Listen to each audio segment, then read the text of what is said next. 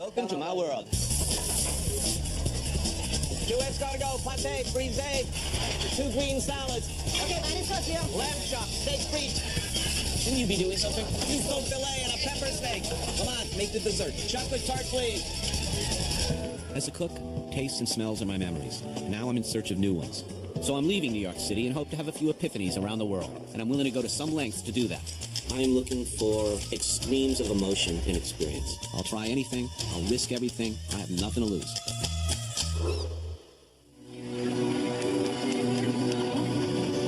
First thing you think when you hit central Tokyo, you think Blade Runner.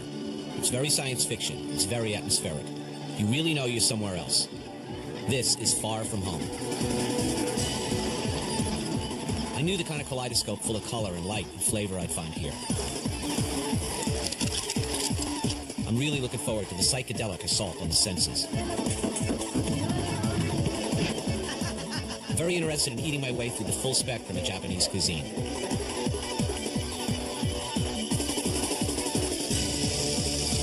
I think almost all modern chefs are impressed by Japanese presentation, the importance of contrasting textures, colors, and portion size. Embodying all these traits is Japan's best-known contribution to world cuisine, sushi.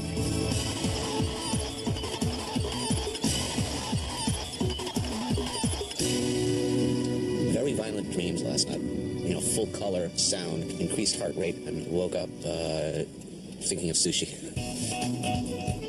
I'm particularly fortunate that my liaisons here are Michiko and Shinji. Michiko translates and has, in every way, paved the way for the ignorant but enthusiastic American. And Shinji, driving, translating, and thank God he's a Yankee fan, so I know I'm in good hands. All right. We're on our way to meet an Edamame sushi master who's going to show us around Tokyo's central fish market, Tsukiji. Edamame sushi is high-end stuff, not just because it's pricey, which it is, but because of the uncompromising quality, preparation, and presentation involved. Good friends, I don't mind. What does that mean, literally? Edo is the name of the period of the ancient Japan. Okay, so it really does mean old style, classic version. Yeah, classic version, yeah. Sushi is just like cutting fish. Right. It's fresh. Yeah, but edamame, they need lots of preparation. Edamame preparation standards are not sushi on the go.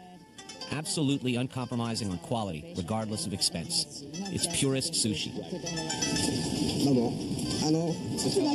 Very pleased to meet you. Anthony Bourdain. I'm fortunate enough during this visit to Tsukiji to accompany Mr. Tagawa, the chef-owner of Karaku Restaurant in Ginza District. I have my appropriate footwear, of course, right here. This is sort of like Joe DiMaggio or Lou Gehrig showing you around the Yankee Stadium. From the point that it practically leaps out of the seat to the point where I pop it in my mouth, Mr. Tagawa will be by my side. Prepare to lose your mind. I mean, just lift off. Your head will just unscrew and bounce off the ceiling.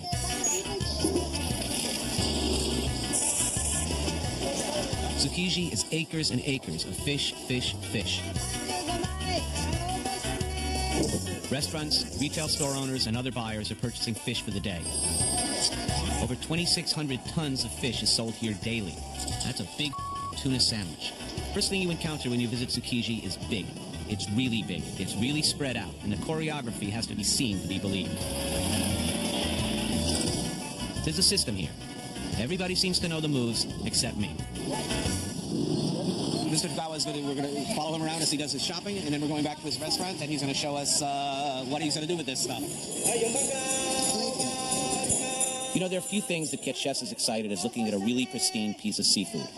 Abalone, about $40 a piece in the States. Oh, liver? Liver, yeah. Sea eel. Yeah, Sea eel. he can show you that sea eel, the different kinds of the eel that we want to eat.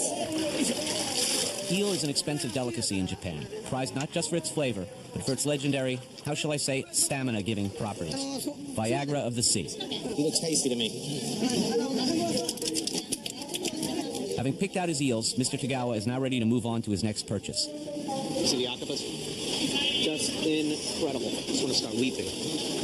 Generally, in the life of a chef, you find yourself working comfortably within a certain range of flavors and textures. And then suddenly, you see all this. Immediately, you want to rush back to your kitchen to find a way to work with what you've just bought. This octopus is holding on for dear life. He's got a death grip on the tank. As excited as I am, the Japanese who live here seem just as excited.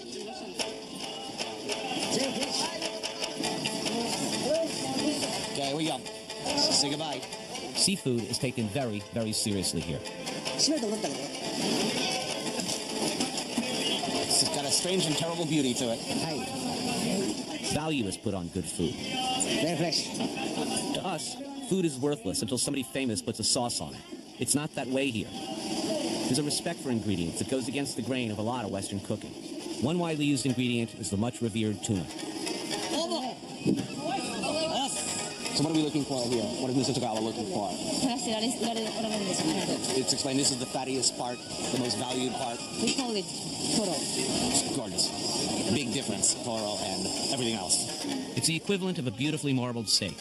Fat is good, and the rippling of fat through the meat is what distinguishes that belly meat from the rest of the tuna. You get that same feeling of being at Tiffany or Cartier. I mean, you just look at this with lust.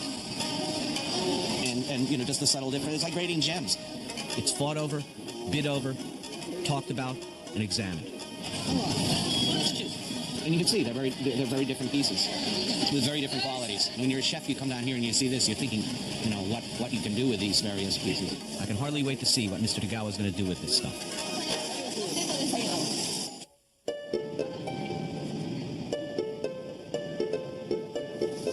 You know, what's the bit in Apocalypse Now? You know, I love the smell of napalm in the morning. I love the smell of fish and soy and rice wine in the morning. It smells like victory.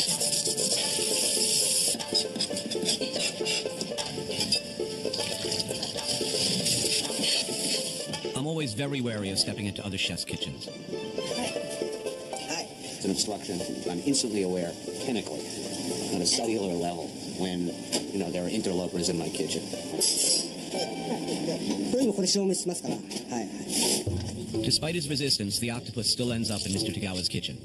At least he can take solace in the fact that ending your life here is a great honor. I have some Portuguese friends who would just go insane over this. And some Italians. Now they will put salt. Salt is rubbed into the octopus to bring out the excess moisture as well as add flavor. There's so many good things you can do with this. I mean, I'm thinking you can grill it, you know, make a salad of it grilled, you can make a salad of it, you know, slowly stewed. I understand that Mr. Tagawa is using his octopus for a special appetizer. Tenderizing.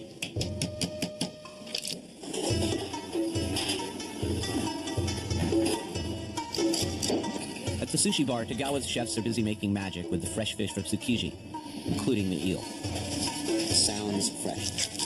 Even with my eyes closed, it sounds fresh. And I'm thinking, nice knife technique. You do not see this level of knife skills in French kitchens.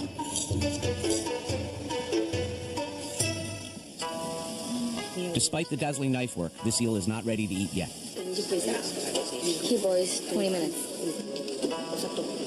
With sugar.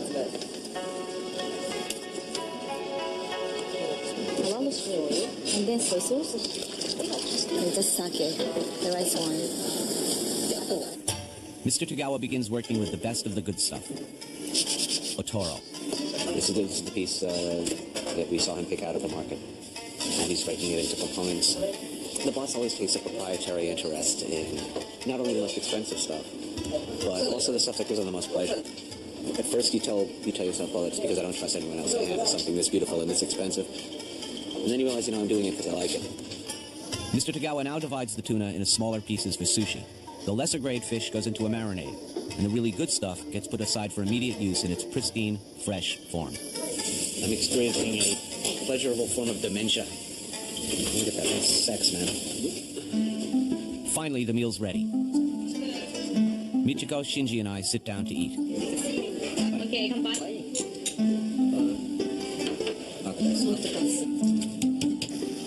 Our appetizer is slowly simmered octopus. It's very tender and served with just a dash of sweet plum sauce. The skin's melting. Spectacular. As we're eating the appetizer, Mr. Tagawa himself is preparing our main dish. Pieces of uncooked fish, vinegared rice, and fresh wasabi are molded smoothly together.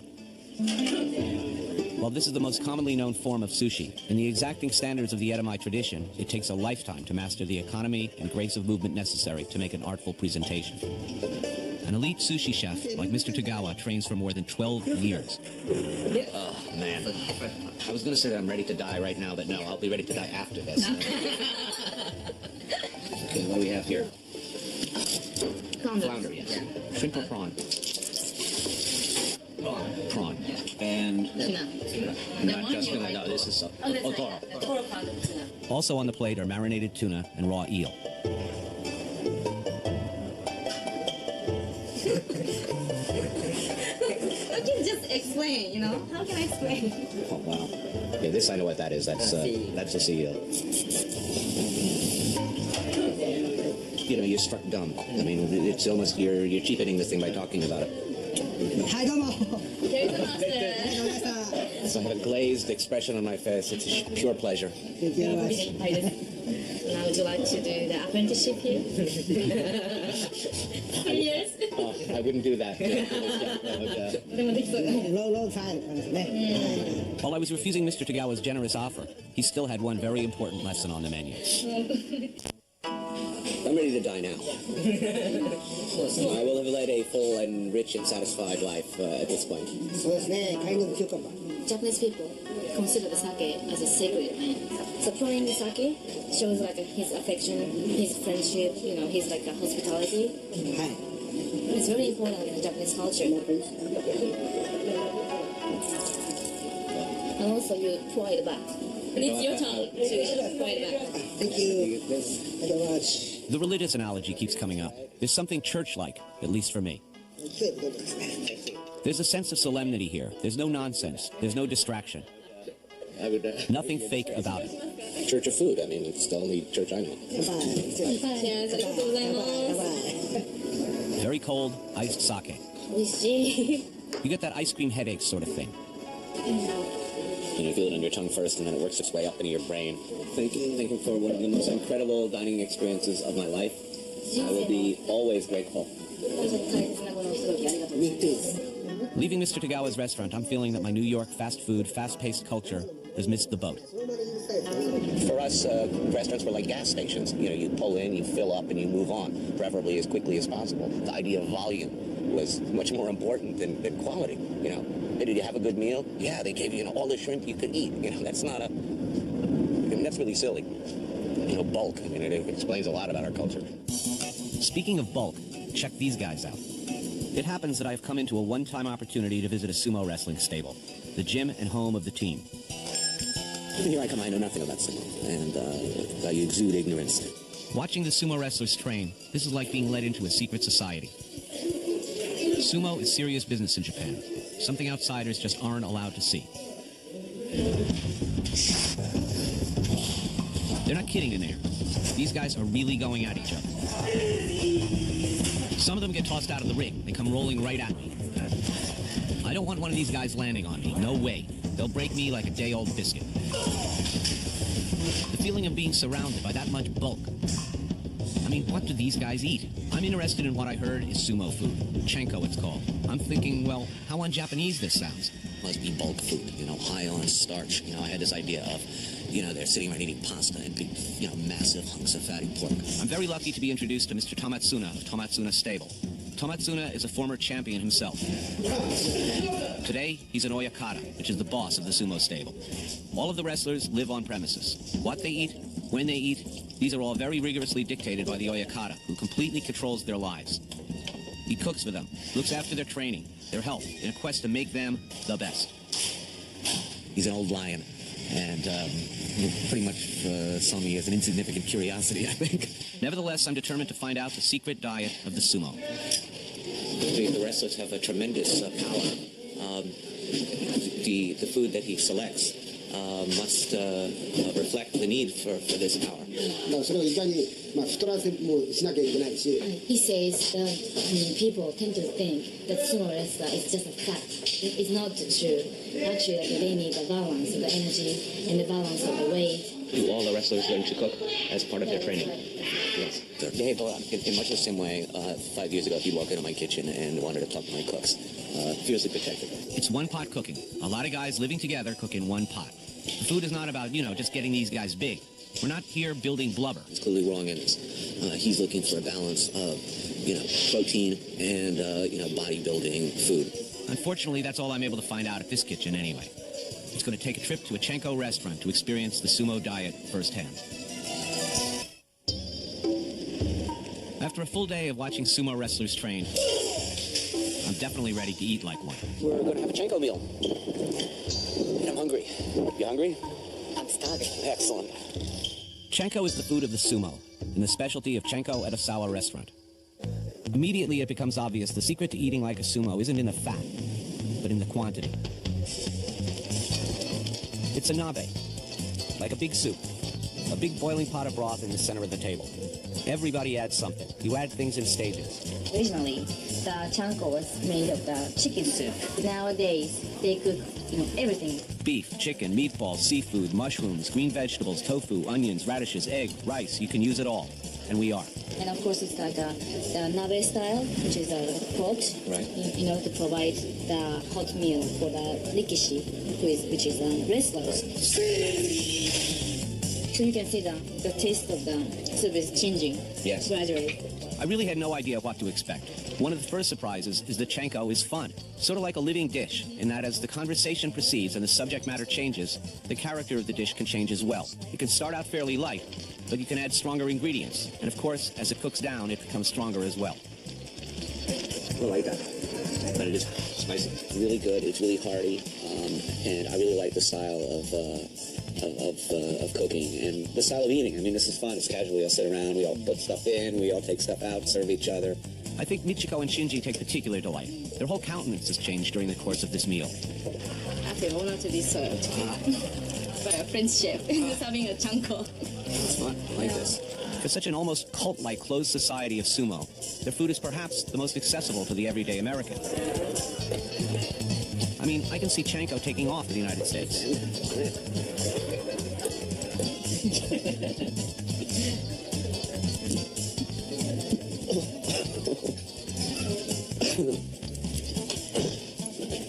I know how he feels. I'm well on my way.